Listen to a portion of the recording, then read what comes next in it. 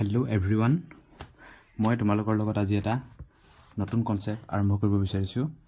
Percentage breaking হয় কনচেপ্টটো। আজি আমাৰ কনচেপ্ট নাম্বাৰ 27। অ'কে, কুৱেশ্যনটো প্ৰথমতে পঢ়ি লওঁ, তাৰপিছত বুজিবলৈ চেষ্টা কৰিবা। অ'কে, ফাৰ্ষ্ট কুৱেশ্যনটো হৈছে the total population of a village is 5,000. The number of male and female increased by 10% and 15% respectively. And consequently, the population of the village becomes 5,600. What was the number of male in the village? Okay, question to পঢ়োতে তোমালোকে বুজিটো পাইছাই।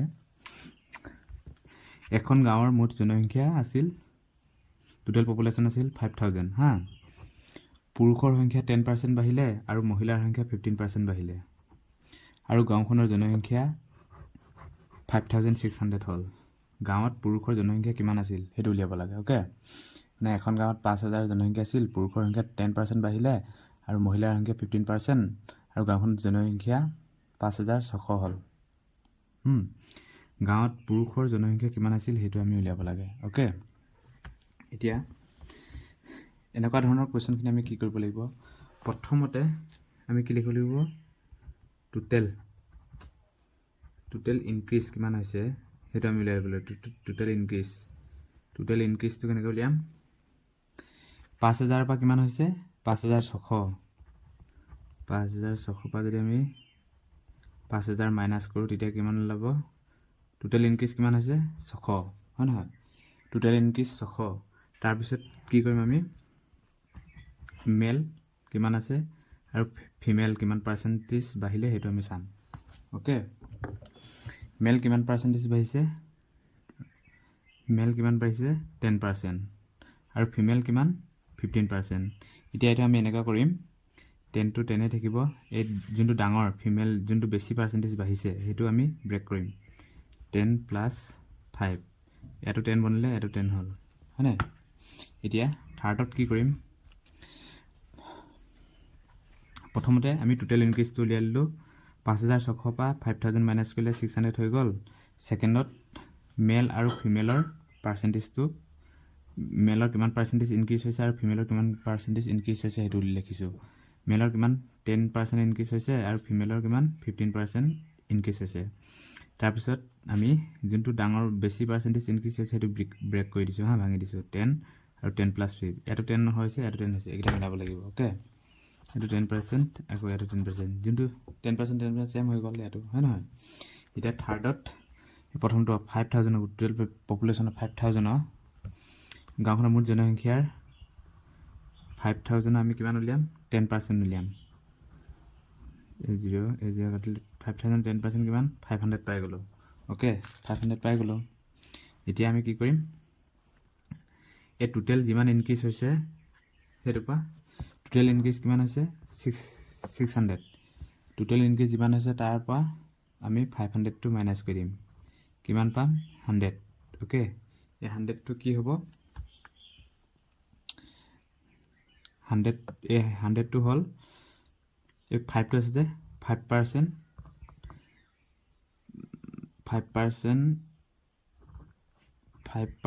Of কিমান? এই 5%টো কাৰ বেছি হৈছিলে? ফিমেলৰ, হয় নহয়? মহিলাৰ, female 5% of female ইজিকেলটো কিমান? 100। অ'কে, এতেকে 1% ইজিকেলটো কিমান? 1% ইজিকেলটো 20 হ'ব।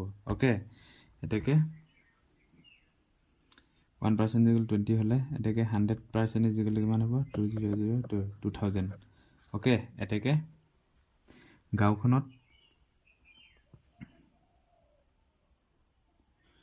গাঁৱৰ জনসংখ্যা ইমান আছিল। গাঁওখনত পুৰুষৰ জনসংখ্যা কিমান আছিল বুলি কৈছে? গাঁওখনত পুৰুষৰ জনসংখ্যা কিমান আছিল বুলি কৈছে? এইটো ফিমেল, হয় নাই? এইটো 100% অফ ফিমেল।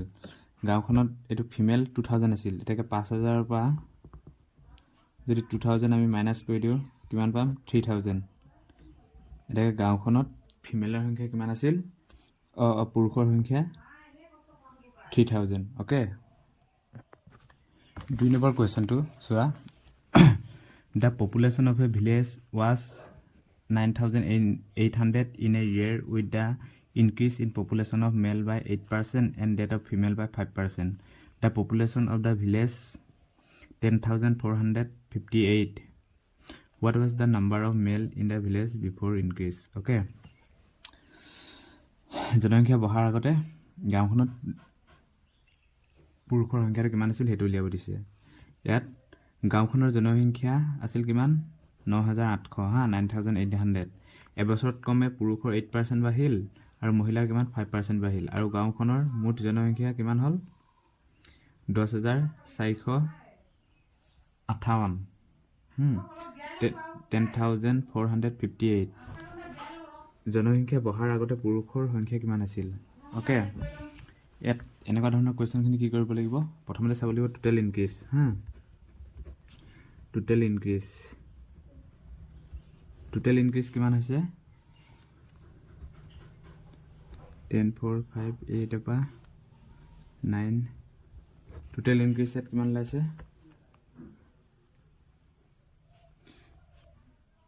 658। টোটেল ইনক্ৰিজ এইটো আমি পালোঁ। Total increase 658। Total increase 658। এতিয়া আমি কি উলিয়াম মেল আৰু ফিমেলৰ। মেল কিমান বাঢ়িছে 8% আৰু ফিমেল কিমান বাঢ়িছে 5%। ওকে, এতিয়া যোনটো ডাঙৰ সেইটো আমি ব্ৰেক কৰিম। এইটো মই এনেকৈ লিখি দিছোঁ ফিমেল আৰু মেল। ওকে, ফিমেল এইটো 5% আৰু এইটো মেলটো কিমান 8%। যোনটো ডাঙৰ সেইটো আমি ব্ৰেক কৰিম। ইয়াতো 5% দিম, ইয়াত আকৌ 5 লগত কিমান পাৰ্চেণ্ট 5% নিদিলে হ'ব। 5 লগত প্লাছ 3 দিলে 8 হৈ গ'ল হয় নাই? এতিয়া 5 মিলিলে। এতিয়া কি কৰিম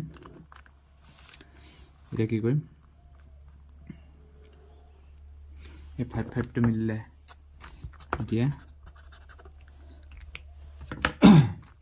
গাঁওখনত মুঠ জনসংখ্যা কিমান আছিল 9,800ৰ 5%। 5% আমি উলিয়াম কিমান পাম 9,800ৰ 5%টো কিমান পাম 490। ওকে, এইটো পালোঁ। এতিয়া টোটেল ইনক্ৰিজ যিমান হৈছে 658ৰ পৰা 490 মাইনাছ কৰিলে আমি কিমান পাম টোটেল ইনক্ৰিজ 168 হা। টোটেল ইনক্ৰিজ 168 পালোঁ। এই 168টো কি হ'ব কাৰ বাঢ়িছিলে মেলৰ। যাৰ বাঢ়িছিলে যাৰ মানে পাৰ্চেণ্টেজটো বেছি ইনক্ৰিজ হৈছিলে তাৰ 3% অফ কিমান মেলৰ ইমান এইটো হয় নহয়? আগতে ইয়াত ফিমেল আছিলে, ইনক্ৰিজটো যাৰ বেছি হৈছিলে যাৰ ব্ৰেক কৰিছিলোঁ তাৰে হ'ব হা, যিটো থাকি গৈছিলে। আগৰটোত ফিমেলৰ 15% ইনক্ৰিজ হৈছিলে, বেছি হৈছিলে হয় নাই? সেইকাৰণে 5% অফ ফিমেলৰ এইটো দিছিলোঁ হা। ইয়াত কাৰ বেছি হৈছে ইয়াত 5%, ইয়াত 8 আছিলে হা। কাৰ বেছি হৈছে মেলৰ, সেইকাৰণে 3% অফ মেলৰ হ'ব। এতেকে 1% অফ মেলৰ কিমান হ'ব 168 divided by 3 is equal two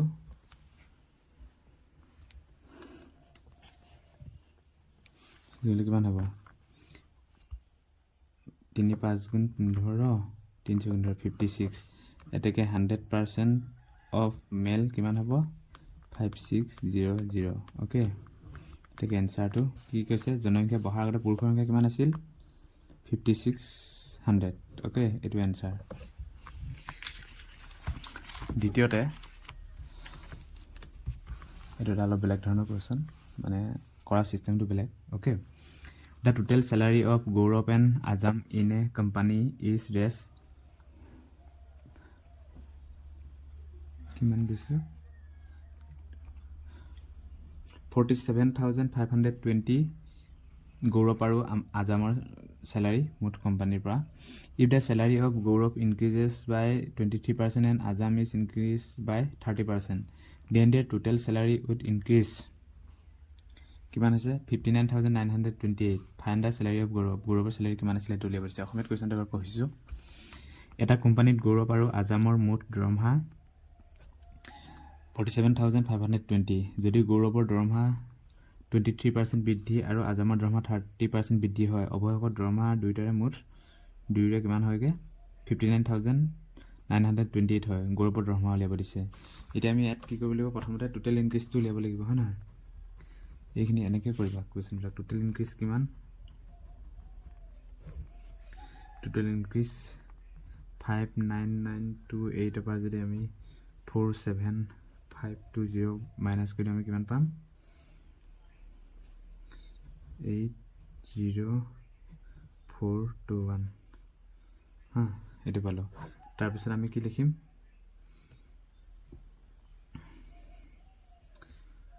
আমি মেল ফিমেল লিখি ল'ম হা মেলৰ কিমান পাৰ্চেণ্টেজ বৃদ্ধি হৈছে 23% হয় নাই পুৰুষৰ আৰু ফিমেলৰ কিমান 30% মেল নহয় এইটো গৌৰৱ আৰু এইটো আজামৰ হা 30% আজামৰ 30% বৃদ্ধি হৈছে ওকে এতিয়া এইটো আমি এনেকৈ কৰিব পাৰোঁ এইটো 30% লিখি দিম 30% মানে 30% টোটেলৰ 30% উলিয়াবলৈ সহজ হ'ব 23% উলিয়াবলৈ অলপ দিগদাৰ হ'ব কাৰণে 0 থকা কৰি লৈছোঁ ইয়াত আমি 30 - 7 এইটো কৰি দিব পাৰি হা এই পাৰ্চেণ্টেজটো নালাগে এতিয়া এইটো 30 হৈ গ'ল এইটো 30 হৈ গ'ল হয় নহয় এইটো 30 হৈ গ'ল এতিয়া কি কৰিম মুঠটো 30%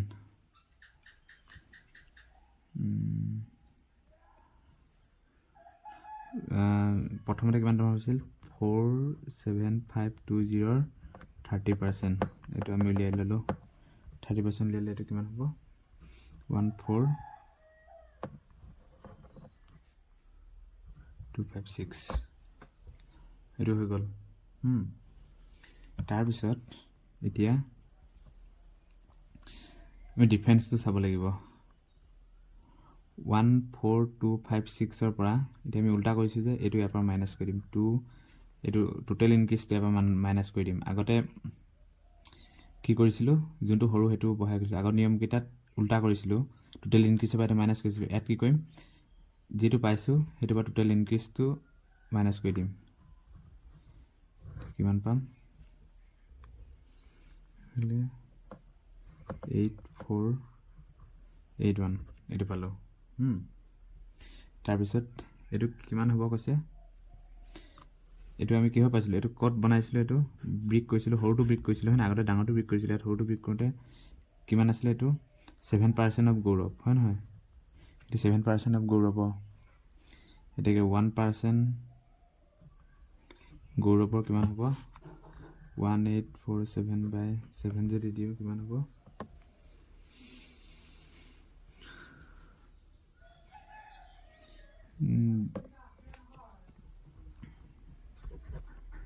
7 দুগুণ 14 7 গুণ 42 7 গুণ 264 1% এটাকে 100% অফ গৌৰৱ কিমান হ'ব 26400 এইটো এনসাৰ ওকে একেই হয় ইয়াত প্ৰথম টোটেল ইনক্ৰিজটো লৈ লৈছোঁ তাৰপিছত পাৰ্চেণ্টেজটো আগতে আমি ডাঙৰটো ব্ৰিক কৰিছিলোঁ এতিয়া সৰুটো ব্ৰিক কৰি দিছোঁ কাৰণ ইয়াত টোটেলৰ পৰা আমি 30%টো উলিয়াবলৈ সহজ হ'ব 23% উলিয়াবলৈ অলপ টান হ'ব সেইটো কাৰণে এনেকৈ কৰিছোঁ যদি আমি সৰুটো ব্ৰিক কৰোঁ তেতিয়া এইটো যি পাওঁ সেইটো পৰা টোটেল ইনক্ৰিজটো মাইনাছ কৰিব লাগিব আৰু যদি আমি ডাঙৰটো ব্ৰিক কৰোঁ টোটেল ইনক্ৰিজৰ পৰা মাইনাছ কৰিব লাগিব এইটো ওকে